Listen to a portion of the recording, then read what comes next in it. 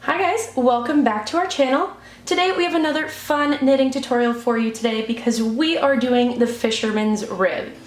This is a really fun and simple stitch that just about anybody can get in a few minutes. If you're somebody who really loves the look of brioche, but you think it's a little bit too complicated or finicky for your taste, this might be the perfect stitch for you because it looks just like the single color brioche stitch, and even the inside purl stitches look exactly like it.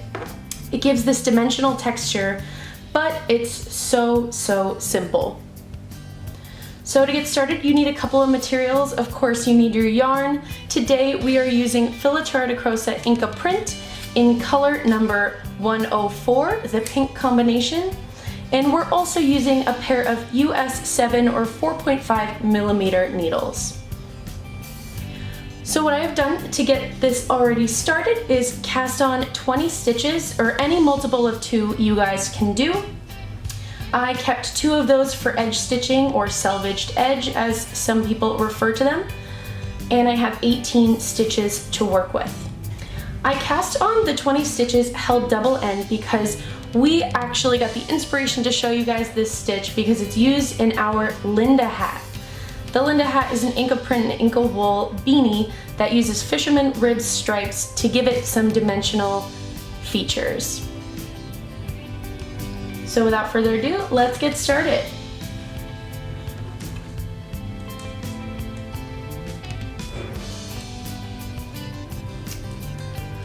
So as I mentioned before, we do have a selvaged edge. So the first thing that we're going to do in this tutorial is simply slip our first stitch. We're gonna hold our yarn in the back when we do that because the first stitch is going to be a knit stitch. But it is not just going to be your average knit stitch. What we're going to do is knit through we're gonna knit through the loop directly below the first stitch on our left hand needle.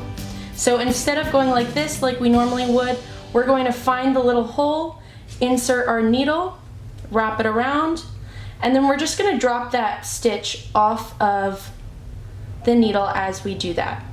So we knit the one below, which is gonna cause it to pull up a little bit and give it this texture that pops out at you. Then the next thing we're gonna do is just knit a regular purl stitch. And we're back to knitting one below. So find the little hole underneath your next stitch, insert your right needle, and just knit as you normally would.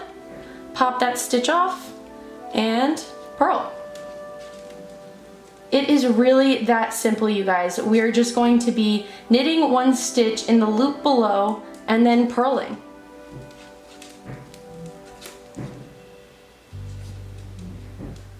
Some people might find it a little difficult to knit in the one below using double-ended.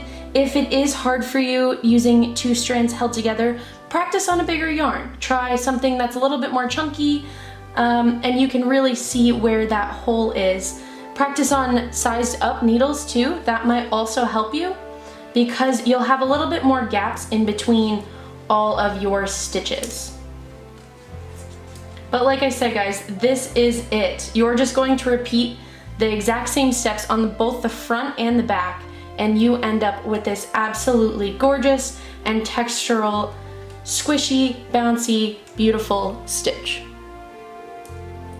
Thank you guys so much for watching. Again, if you like this stitch, make sure you check out the Linda hat. It's an easy knitting beanie hat. It's an easy beanie to knit up, and it's so much fun. It's perfect for holidays or gifts or birthdays, or just to make for yourself. If you guys like this comment, make sure you leave a, if you guys like this video, make sure you leave a like and comment down below, and we'll see you next time. Thank you.